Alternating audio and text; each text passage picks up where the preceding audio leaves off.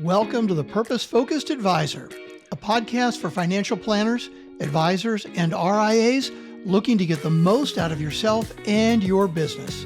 Join Rob Brown and Phil Calandra as they walk you through a journey that will allow you to take action in your business and your life so you can be the best that you can possibly be.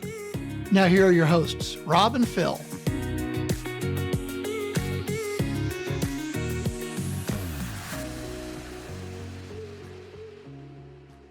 All right. It is time once again for the Purpose Focused Advisor. Rob Brown going solo host today with Phil being away, but I think I can handle it because I've got a great guest, Zack Hubbard. Zack, welcome to the podcast. Yeah, thanks for having me, Rob. Excited to be here. So Zack, let's dig right in. I'd love to get to know a little bit about you and your background, how you got to where you are and your focus on getting financial planning out there to more and more people. Yeah, absolutely. Well, it's a really long and winding story, so I'll keep it concise for podcast purposes here. So I started my career at RBC Wealth Management, a regional broker dealer in the Baltimore area. Kind of stumbled into that job. Was just looking for a salary. Really had no concept or idea of what wealth management was or what financial planning was or anything like that. Just was looking for a job, really. So stumbled into a role that they called operations associate, worked in what was called the cage at the time, affectionately, where we kind of kept all the secure and locked documents and all that fun stuff. But through that process of learning and understanding and getting licensed and meeting with and talking with advisors and seeing their clients, I kind of fell in love with the concept of the business, right? This idea that these people were meeting with relatively pretty wealthy people, right? And just helping them kind of understand how to maximize their money and better utilize their assets. So kind of grew up at RBC, went through a lot of different roles, was fortunate to have a lot of really good mentors and try a lot of different things, and came to a point about 8 years in where I kind of had a crossroads of, well, I can stay here and be an advisor. And what I kind of say is to just make rich people richer, which is great. It's really good business. And a lot of people do really well. It's kind of the foundation of the industry, but it's not really where my passion lies, right? I don't really find a ton of fulfillment in that side of the business. What I really was more interested in was like, hey, how can we take what we're doing for these ultra wealthy people and bring it to the everyday person, the people that were like me and my wife, where if I didn't stumble into a wealth management job, I would have no idea of what to do with money. I might have the occasional 401k presentation, but I was like the anti-client, right? Like we had a negative net worth, right? We didn't have anything to manage in terms of assets. So therefore we were excluded from getting access to that type of advice. And what I really wanted to do was figure out how can we bring that level of advice to those people that really need it, but just can't afford it or don't have the assets to be attractive. And that's what kind of led me to Greenspring. So I came over here as what we call a participant advisor. We've got a pretty large retirement plan practice, and we provide advice to employees in those retirement plans as part of that service. So I came over as a advisor to those employees as kind of my initial role here. And through some acquisitions and some team changes, I've taken over our financial planning team. So I run that financial wellness platform that we call Clarity at Work. And then I also lead our internal financial planning team. I've got a team of 3 financial planners working with me now that I'm kind of leading the charge here, working on training and developing and really trying to expand not just the reach of now our advice offering, but also the reach of the profession as a whole, and trying to bring more people into the profession and really provide them with a clean training program to get them to be really good financial planners and hopefully inspire them to work with maybe a more diverse set of clients as well. Well, that's great. It's quite a, like you said, a different sort of background and a different approach to the to the industry, to the financial planning industry. I'm curious. You're a relatively young man, or certainly a lot younger than me. How have you seen in your career financial planning evolve? When I think back to the early parts of my career, we didn't do any financial planning. We just offered investment advice. And then we kind of rolled out financial planning, and some of us did some planning, others didn't. and sometimes the plans that we developed were more boilerplate. It wasn't personal financial planning. It was just financial planning. How have you seen it evolve? And why is it so important? Yeah. Yeah. It's funny when I first came in, right, at RBC, it was 2013. So it wasn't, well, it doesn't feel like it was that long ago. I mean, it was a decent amount of time ago. I guess if you ask the kids, it's a lifetime, but really it wasn't all that long ago that I came into the business. So we weren't doing financial planning at all. It didn't really exist. I mean, you were doing like some semblance of it, but most of that was around the investment side of things, or maybe some insurance product sales. There were a few CFPs that were doing a little bit more comprehensive planning. But they were kind of looked at as almost outcasts, right? They were outsiders at the firm to an extent where, you know, it was really investment focused. It was really heavily investment focused. And one of my final roles there was actually when we were starting to roll out Money Guide Pro across the board and sort of push out a big initiative. And my role was to kind of evangelize that to advisors and help them understand how to work it into their business. So I think now they're much more planning focused organization, as most of those big broker dealers and wirehouses have kind of gone down that path. They kind of realized that, hey, this is really how we better help our clients and better serve our clients. And I think they've kind of adopted that approach, especially as investments and investment management has lost a little bit of value over time. You have to figure out some way to fill that gap. So it has become much more prevalent on that side of the business. Now coming over to the RIA space is like a total 180, right? From that, in terms of when I came over here, we are planning first, have always been planning first. And that was a bit of a refreshing change, but also a big learning curve, right? Because when you're coming from not a super planning focused organization, there's not a lot of technical planning skills that you have the ability to pick up. Like sure, I was listening to Kitsis and all these other, trying to study as much as I can, but there's only so much you can learn from reading and from studying and from listening. You're not getting the chance to do it. So coming over to a firm like Greenspring, and where we're planning first, really doing true comprehensive planning for clients, was a pretty big learning curve at first, because there's so much that we're doing for clients that we just either weren't allowed to do or just kind of didn't do previously. So there was a big steep learning curve there for me. But I think as you look at the broader industry and the broader business, everybody's kind of realized that, hey, planning is really the best way to serve clients. Now there are different takes on what planning really means, right? And what financial planning is. But in general, everybody's kind of adopted this idea that ultimately you can't just invest for somebody. You have to have a deeper understanding of what they want to do and where they're trying to go in order to effectively do anything for them.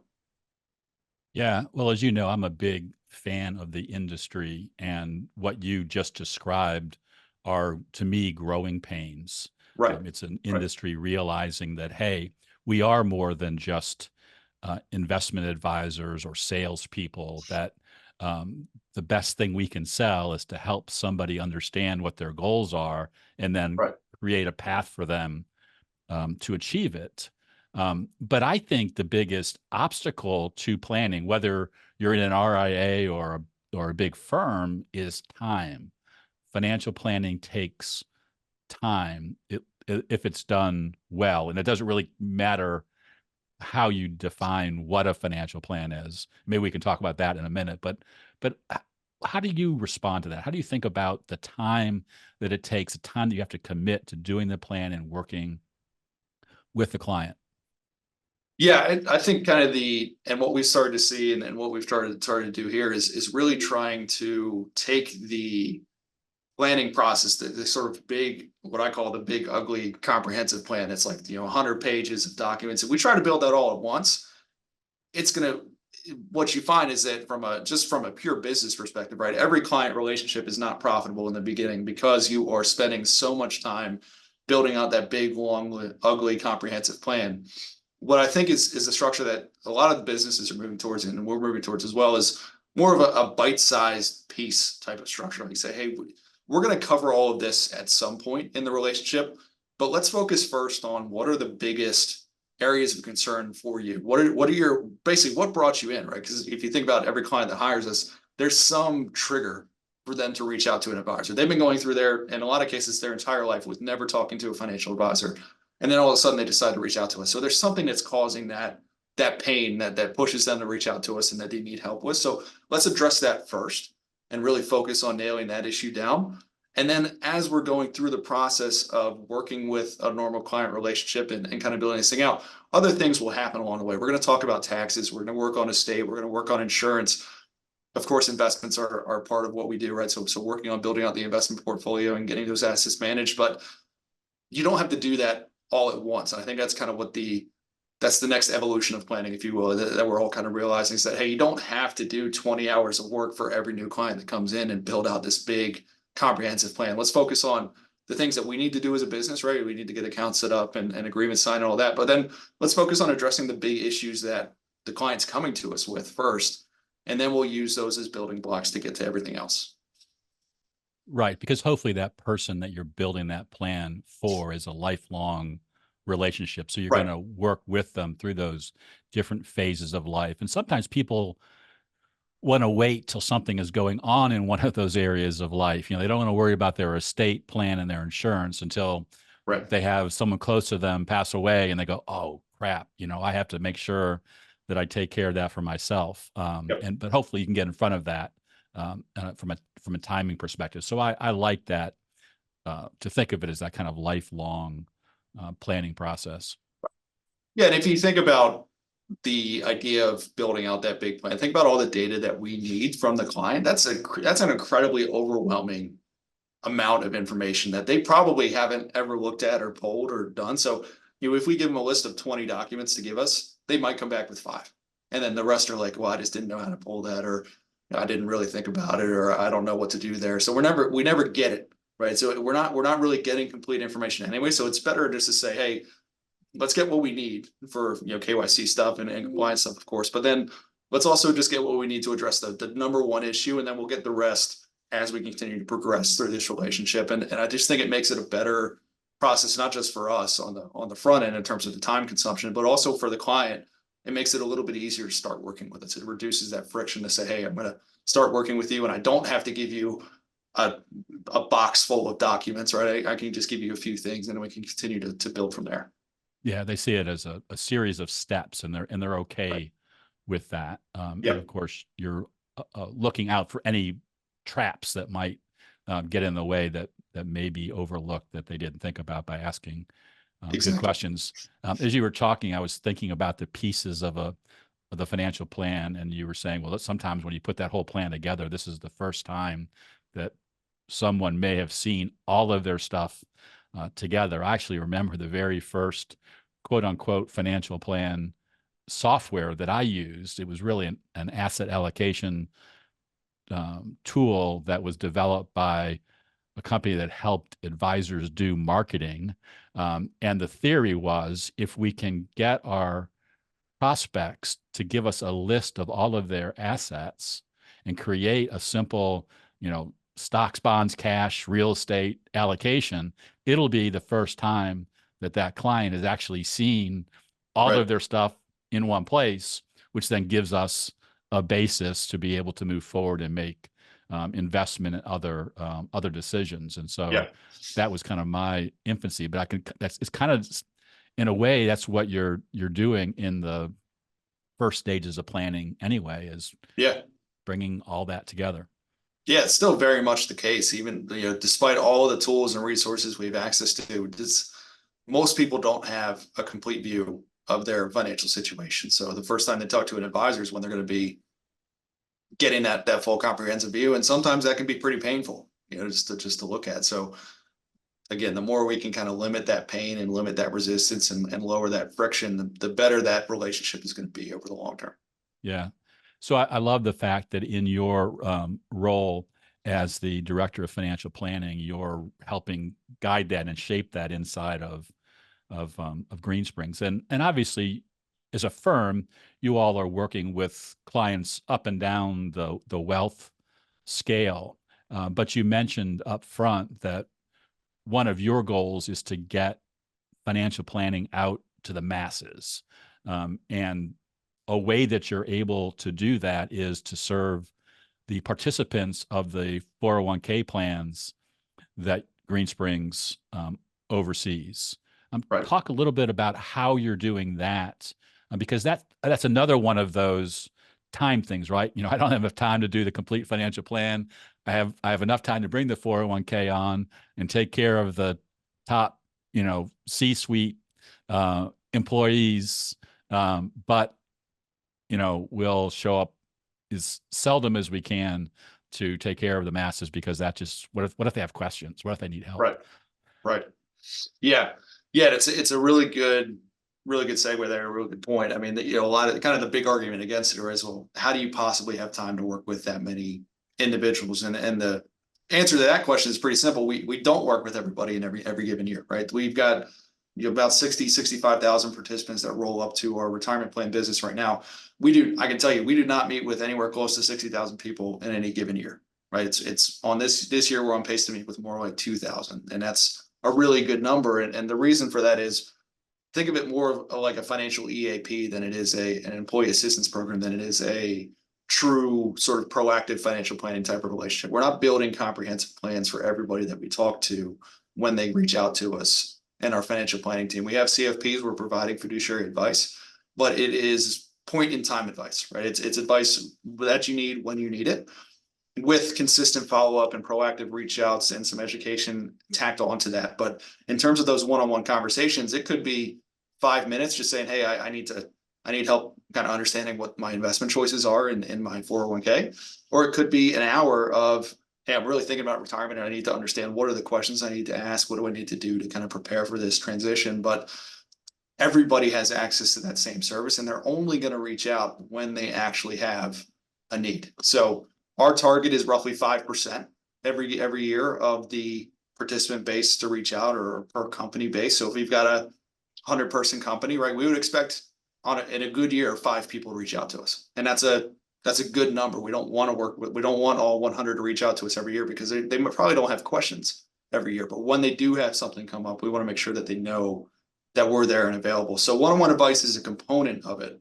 And it's a really important component. I think it's where we do our best work, is that one-to-one conversation, really providing those action items and helping interpret.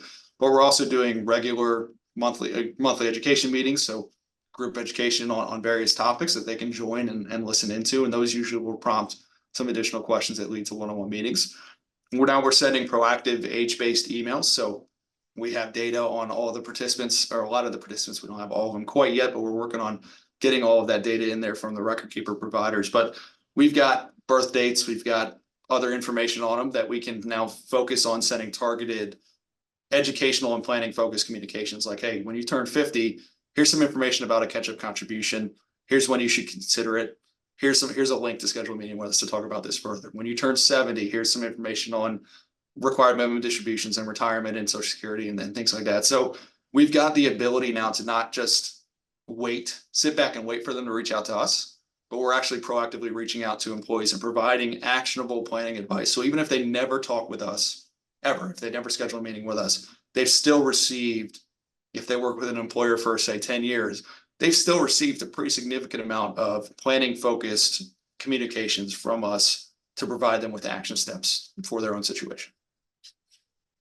Wow, that sounds like quite an initiative. It really took some forethought and some perseverance to stick with it, because it sounds like one of those great ideas that you start down the road and then you realize, wow, this is a lot more than I thought. And if I do this too well, maybe way more than 5% of the people will call me. So so you've got to find that balance. So I just love the fact that it's planned, it's scheduled. People know who you are. If they don't know who you are, it's because they aren't paying attention. But that's going to happen. There are going to be people who slip through the cracks. There's no way around that. But you can feel, as someone who takes being a fiduciary very seriously, offering fiduciary service and availability, and as a way of kind of fulfilling the obligation that you have to those employers who are giving you the privilege of managing their 401ks. Right.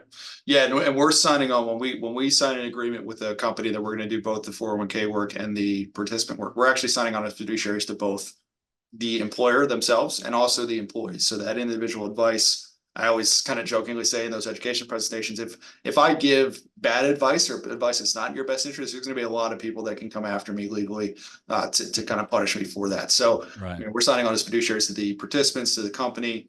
I'm also a CFP, so I'm signing a fiduciary oath as part of that, right? I'm a NAPA member, so I sign a fiduciary oath as part of that. So effectively, a fiduciary is, even though it's kind of become I think a little bit diluted in terms of the industry and the business, it's still a really critical component of that offering, because that advice, we're also fee only. We don't sell products. So there's not a single time where a participant's going to reach out to us and say, we're going to sell them an insurance product or an investment product, or try to get their assets rolled over to our management or anything like that. It is a true advice arrangement, essentially. Right. Yeah. And something else that you said that I think is fascinating is that you are targeting your communications based on information that you have about those plan participants. You mentioned specifically age-based. Talk a little bit more about that, and if there are other ways that you are using or plan to use the data to expand on the age-based communication. Yeah, so age-based is kind of the easiest starting point, right? Because there are specific age-based triggers in finance that we need to pay attention to, like 65 for Medicare eligibility, 62 for Social Security, 50 for catch-up contributions, 59 and a half for in-service distributions, right? So there are certain things that are kind of low-hanging fruit when it comes to actionable planning items that are pretty easy to do with age-based content. But then we've also built out some things where if you're 25, we're going to send you some information about student loan repayment, because if you look at just majorities, right, most 25-year-olds entering the workforce have some form of college debt. So there's some opportunities there to identify, like, hey, this subset of people based on their age range is probably dealing with some form of this issue. So what I was saying was basically age-based is the low-hanging fruit, because there are age-based triggers within personal finance that make it pretty easy to identify those areas where we need to provide some advice, like 65 for Medicare, 62 for Social Security, 59 and a half for in-service distributions, 55 for the rule of 55, right? There are a lot of things, a lot of triggers that you can use that are low-hanging fruit for easy advice and easy actionable advice that we can send out to folks. But we can also use that to identify maybe some common issues that a certain subset of employee might be facing. So we can target, say, people in their 20s for things like student loan repayment options or student loan updates, to say, hey, if you're in this cohort, you're probably dealing with some form of student loan issues or other debt issues. So here's some information that you can use to help address that and navigate that. We also have some other information, right? So we've got state of residence information. We've got some other sort of location-based data. So if one of the states that makes a major change to their tax law, like, so let's say New York makes a major change to their tax laws, we can reach out to a specific subset of employees in New York to say, hey, here's some information about some recent changes that happened. Here's what you should think about with regards to your personal finances, and some updates or things that you should review to anticipate this change. Or if a state makes an update to their 529 plan, we can reach out to employees in those states to say, hey, if you've got a 529 plan here, let's talk about it and talk through those updates. So there's a lot that we can do with that data. We can also identify income information and contribution rates and things like that. So if somebody's under contributing or making, maybe this is something to address, or we can kind of use that as a trigger to reach out to them to provide some more actionable planning advice. Great. So what form does that communication take? You mentioned emails, and then you have monthly, do you do monthly seminars or webinars? Talk about the different forms of communication. Yeah, so we do quite a bit in terms of content creation. So we do emails, we do blog posts, we'll do monthly webinars that we also send out as a recorded version. We also do short videos, so just quick bite-sized videos on certain topics. We've got Roth versus pre-tax and other sort of more topical information that we'll do quick 2-minute videos on. We can also, and one of the things that I'm starting to create more of is sort of point-in-time videos, just to send to somebody. If we send them a specific direct email to say, hey, Zack here, here's some information about this, or here's what I'm thinking about on this, and maybe probably 30 seconds, but essentially saying what I would otherwise say in an email, but I'm saying it in video form, or typically doing that in both. So just to give people more opportunities to engage with us. We're also building out some social media channels so people can engage with us in that way and then kind of view our content that way and get it out more in that way as well. So we also do some more basic stuff. We've got clients that are manufacturing firms and are looking for things to post around their lunchrooms and don't have necessarily, or we have some companies where employees don't have cell phones on them for whatever reason, whether it's they're in a secure location or other reasons that they wouldn't have their cell phone with them to be able to view things or look out online or schedule online. So we've got flyers that we post around. We've got posters. We have things that can be added to the video screens in terms of like break rooms and things like that. So we try to create as much in terms of communications as we can. So that way we have every option that a client could think of available for getting out there. Because the more people see it, the more likely they are to reach out. There's a lot of research out there. Usually that's 3 to 5 times that somebody needs to hear something before they actually take action on it. So we want to make sure that we're hitting people as much as possible with, hey, we know you do have questions, even if you don't think you have a question right now, like you're going to have one eventually. We want to make sure that when you do have that question, you know who to reach out. Well, that's awesome. Communication is one of the strategies, or I'm not sure it's even I guess it's a strategy, but of the topics that I work with my clients on, we're always looking for different ways to improve communication. And what you described, it sounds intricate, but doable. Just the videos alone. I love what you're doing with videos, because nice thing about videos, you can have, a video like the video of this podcast that you can redistribute, but you can also create targeted videos that go to those client subsets that you talk about. So it's one to many, but because you're addressing a specific need or a more specific need, they feel more like that was intended for them. And of course, I love even sending individual videos out as opposed to emails, because it allows for greater communication and back and forth. So I really love that commitment to communication. Again, it's a big, and that's to me, that tells me that you're kind of living out that purpose that you have around giving financial planning to the masses. And you're doing that at scale if you're touching 65,000 plan participants on top of the other clients that you all serve. So that's really really commendable. Yeah. Thank you. And I always like to say, the kind of the day in the life, if you will. I could have a meeting with somebody that's making $15 an hour on a shop floor, just trying to figure out how to stretch $20 and trying to understand why they only have $20 left at the end of every month, and helping them kind of figure out that out and navigate it. And they've probably never talked to an advisor before, and maybe never will talk to an advisor again. But that one conversation could be, it was a life-changing opportunity for them. And then my next meeting might be a doctor that makes $500,000 a year and is a partner in their practice and has a whole different set of questions and complexity, but is still reaching out to us and receiving our communications. And everybody's receiving the same level and quality of advice, even if we're having to water it down for somebody that is just starting out. They're getting the same quality as that doctor that's getting ready to retire and has a lot saved and is in a very good financial position. So they're getting the quality of advice and the kind of advice they need for the situation. You don't, when you're doing financial planning, your job isn't to teach all of your clients everything there is to know about financial plans or financial planning. It's to help them with their specific plan.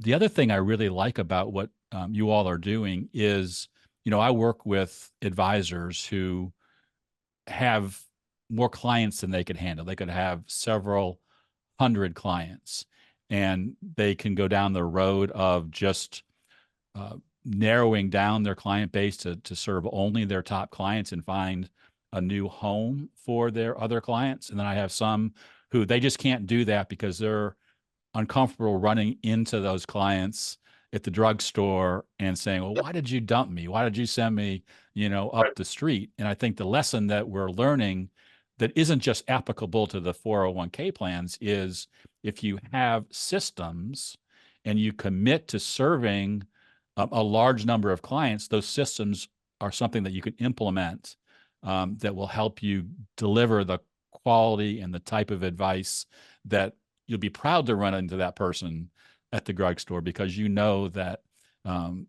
they had a question, they called you and they got the answer, and you were really able to help them out. So I think that Right. that quality advice, the systems that go with it, really makes a huge difference. Yeah. Yeah. And what I think a lot of advisors struggle with is this idea that of giving different levels of advice to different clients, right? When you talk to advisors, say, hey, I have so many clients, I don't know what to do. It's not that they have too many clients in a lot of cases, it's that they're delivering the same service to every single client. And that is the highest level of service that they offer. And as nice as that sounds, it's probably not necessary for most people, right? Your $20 million client is going to have significantly different needs than your $250,000 client, right? I mean, they're just not in the same realm in terms of planning opportunities and needs. So trying to deliver the 20 million service to the $250,000 service or $250,000 client is what causes those issues of time. Whereas, your $250,000 client probably doesn't really care or want to give you their comprehensive estate plan documents. Like, they probably have a will and maybe power of attorney. You want to make sure that they have those things, but they don't need a super complex trust, right? And they don't need a full estate planning review because they're not going to be in any estate tax trouble. So there's certain things that I think we're still figuring this out in a lot of ways, but it requires a mindset shift to say, hey, I'm going to provide the advice that this person needs when they need it. And that's a good service. And they're going to value that. That's going to be a valuable service for them, and they're going to appreciate it. And then I'm also going to have this other subset of my business that I do a lot more for these people that need more. But I'm going to provide the service that clients need when they need it versus I have to provide the same thing to everybody, because otherwise, somebody's going to talk, my $20 million client is going to talk to my $250,000 client about what they're doing. And then it's a mess. And I think really people want to be served the way that they want to be served. And that's, we can adjust our businesses to do that and serve more people.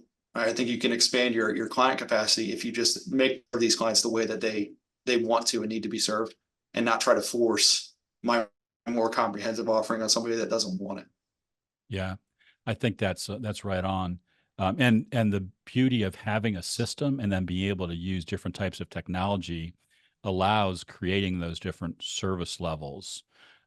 Because what I found in the past when advisors were kind of just relying on phone calls and meetings, maybe not even Zooming, just that traditional way, those clients segment those clients and offering differentiated service was really difficult because, if somebody called who was in a lower tier and wanted some extra service, you didn't say, well, I can't talk to you because you're in a lower tier. You gave it to them. So what ended up happening is that smaller, less sophisticated client maybe got more stuff than they needed from the advisor, and then the top client didn't get as much as you wanted because it all kind of got the messy middle. But with good systems, good processes, thinking about how you're going to communicate, you can pull that off. But you have to do it intentionally. You can't just say, I'm okay having 500 clients in my 4-person shop and we'll just take care of people as they come. You've got to say, no, this is how we're going to take care of everybody from client number 1 to client number 500. Right. Exactly. Awesome. Well, Zack, this has been an awesome conversation. I can really see that you're living out that dream that you really had when you got the financial planning bug and realized that more people needed it. And I think that's one of the great things about this industry is I'm hoping that more and more people, because of people like you and firms like yours will start to think of what they're doing with those large client bases or those employee bases of their 401k plans and say, okay, let's use that as one of our ways of expanding financial literacy and keeping people on the right track so that people know who to call or who to talk to when they need help. Because ultimately that's the best thing you can do is make yourself available to other people to be their guide through financial planning. Yep. Yeah. Well, I appreciate you having me on. I love every opportunity that I get to kind of evangelize, if you will, and kind of explain what we're doing. Because like you said, I would love to see more and more firms doing this. There are more people out there than we can handle. And as much as I would love to work with every single one of them, I know that we can't. So I want to see more advisors doing this. I want to see more firms doing this. So, it doesn't have to be through but if you got business owner clients, they have employees most likely, right? And that probably need help. So you can even do it on a really small scale. But I just think if we look at what we can do, what this business could be and what this profession could be, this is, in my opinion, the best way to expand that access and make sure that everybody has somebody to call that's not trying to sell them something, but is just going to give them good advice whenever they need it. And if we can do that for tens of millions of people by the time I'm done with this, and like you said, I'm relatively young, so I've got a long runway, right? I plan to do this for a long time. I'm hopeful that by the time I walk away from this is not something that's novel or like how are you guys doing this? But everybody's doing it, right? And if that's the case, awesome. You got cut off there a minute, but I think you ended off by saying if that's the case, then everybody wins, both the advisor, the firms, and the people that they serve, and yep, that's exactly. If that is the purpose behind a major purpose behind being in the financial advice business. Well, Zack, thanks again for joining us. If somebody wants to get in touch with you, learn more about what you're doing, what's the best way for them to connect? Yeah, you can find everything about us on our website, greenspringadvisors.com, ADVISORS.com. So you can go there, check out our website. You'll see information about our Clarity at Work financial wellness platform, our corporate retirement solutions, our individual advice, our private client team, and everything else. So you can find us there and check us out. You can always reach out to me as well, Zack.Hubbard@greenspringadvisors.com. I am somebody that loves to network and talk with folks. So if you're an advisor that wants to talk more about it, feel free to reach out, shoot me an email, and we can talk through it even more. Awesome. We'll be sure to put that info in the show notes, so to make it as easy as possible for people to learn more about you and Green Springs and get in contact with you if they're so inclined. Well, great conversation, Zack. Glad we had it. To the audience, thank you for listening today. We'll see you next week. And remember, we're rooting for your success. Take care. Thanks for joining us for this episode of The Purpose Focused Advisor. If you want to learn more, head over to our website, truestfancoaching.com. There you'll learn all about becoming a purpose-focused advisor. You'll also find today's show notes and links to the other gifts and resources we talked about during the episode. Again, thanks for listening, and remember, we're rooting for your success.